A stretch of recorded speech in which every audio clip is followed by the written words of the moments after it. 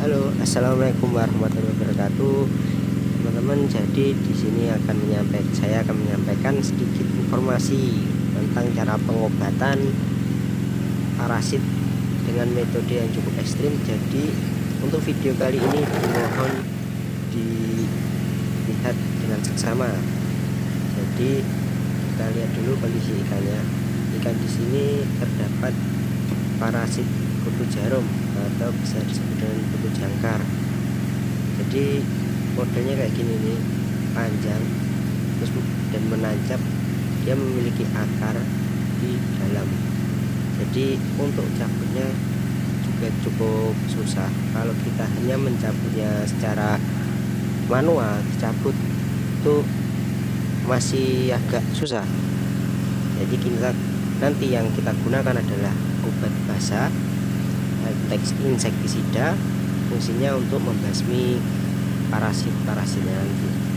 Dan ini kita gunakan capit untuk menghabisi si kutu jarumnya tadi ya.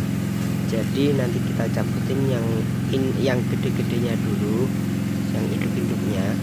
Terus karena penanganan yang gede-gede kan masih bisa dilihat dengan mata secara mudah, kita cabutin aja nanti.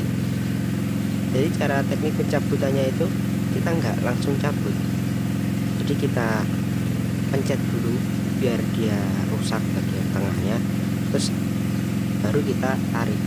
Kenapa kayak gitu? Soalnya nanti kalau kita langsung cabut, dia akan kecabut bagian badannya saja, dia masih terdapat bagian setengah badannya yang ada di dalam itu bisa tumbuh lagi. Nah, ini adalah contoh gambar yang saya cari di Google modelnya.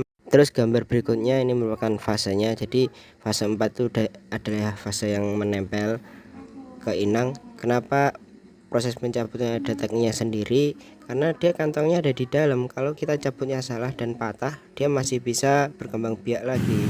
Nah, karena itu saya kan tadi sudah menyampaikan cara menyabut atau mengambil si parasit yang gede tadi. Jadi kita patahkan dulu, kita pencet dulu biar rusak, terus nanti kita baru cabut. Itu nanti kondisi akar yang ada di dalam tubuh tadi bisa sedikit lemas dan bisa kita angkat dengan mudah tanpa mematahkan si parasit tersebut, supaya tidak tertinggal kantong telurnya di dalam ikan kita.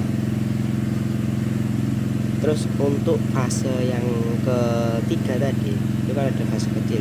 Jadi walaupun dia indukannya yang dia posisinya diam seperti itu, tapi waktu kecil dia renangnya cukup gesit, jadi susah untuk penanganannya. Jadi ini kita kasih tahu, kita lihatkan ada yang kecil sekali. Ini adalah contoh yang masih belum dapat inangnya, tapi ini merupakan hama yang sangat susah dihilangin ya. Kita kira udah bersih dari yang gede-gede, terus kita masukkan ke kolam yang besar, itu bisa beranak-pinak dengan cepat. Ini yang ukuran kecil seperti ini, dia bisa tumbuh langsung segede yang tadi dan siap dia produksi. Itu cukup 2-3 hari udah banyak lagi ntar. Jadi kita siapkan baskom, terus masukkan basah secukupnya, nggak usah terlalu banyak. Jadi kita aduk rata, airnya cukup sebaskom aja, nggak usah banyak-banyak. Kita aduk rata. Nah, ini langkah berikutnya, kita masukkan ikan dan kita gosok-gosok pelan. Ini fungsinya supaya yang tadi, yang bibit-bibit kecil yang tadi atau anakan-anakan parasit tadi bisa lepas dan mati di situ ya. Soalnya nanti kalau enggak sedikit diusap, dia masih sembunyi di antara lendir-lendirnya ikan. Soalnya di lendirnya ikan dia bakal aman, soalnya dia kan nggak kena airnya yang sudah terdapat obat insektisida tadi. Jadi sedikit diusap, terus kalau bisa jangan sampai lama-lama di sini. Soalnya pernah kejadian saya pakai sistem perendaman, sekitar 5 menit ikan udah miring-miring. Tapi sebenarnya kalau udah miring gitu langsung kita masukkan ke air yang baru, full aerator, itu dalam waktu 1 jam 2 jam dia udah pulih lagi. Jadi jangan panik kalau menggunakan obat ini. Nah, ini langkah berikutnya kita gunakan tank karantina ya teman-teman. Jadi tank karantina di sini jangan lupa dikasih obat biru, dan ini udah saya campur dengan garam.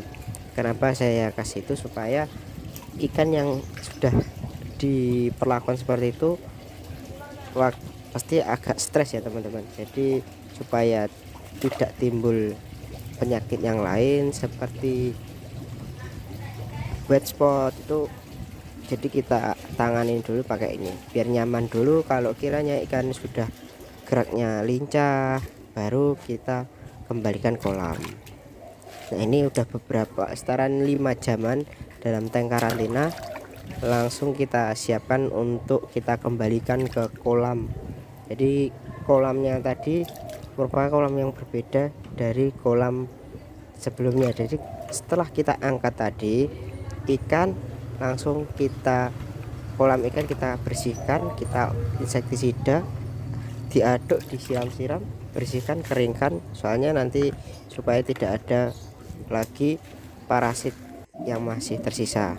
Nah, ini kita siap tebarkan lagi atau kita masukkan ke kolam penampungan.